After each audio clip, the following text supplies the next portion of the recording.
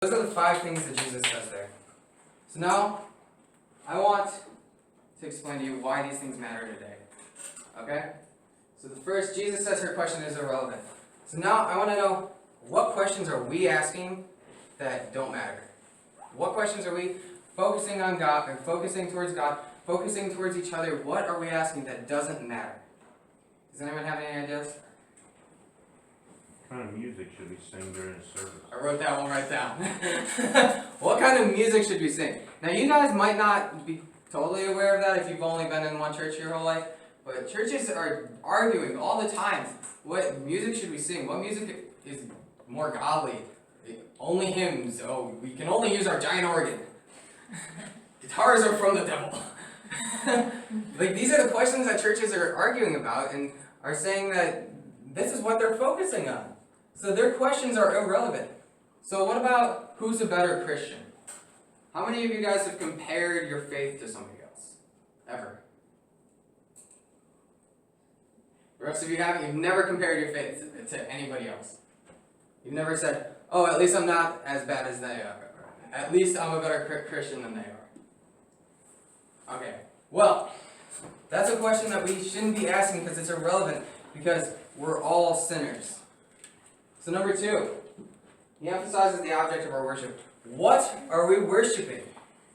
What are we giving worth to? Where is it? What are we giving worth to? What are we praising? What are we showing in our actions? What are we worshiping? Are we worshiping money? How important is money to you guys? Honestly. Is it important? Are we worshiping school? How many hours are you guys spending on homework? Now, I'm not saying homework's a bad thing. But I'm saying, is school and academics, are you so focused, is your heart so set on getting that 100% that God suffers, not God suffers, but your relationship with God suffers because of that? What about band? How many hours are you spending in band? 400. 400 hours. Are you spending 400 hours in band? But how often do you get into your Bible? How often do you actually worship God on a daily basis? What about relationships? How much time do you spend with your significant other compared to God? Is your time with your significant other, is that time that's honoring to God? Is that time where you're building each other up and growing in your relationship with God together? Number 3. That was number 2. The hour has come. You don't know your numbers. I don't know my numbers. The hour has come for Jesus to be here.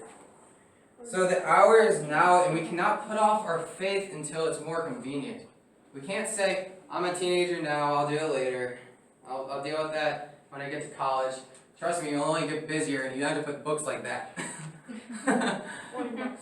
And I'm not an adult yet, but I'm willing to bet you guys would say that you only get busier after college too. So you can't just put off your faith until later and say that, oh, that's something I'll deal with down the line. Right now I just want to have fun. No, this is something that changes us now and is important right now. And number 4, are we putting God into our church box?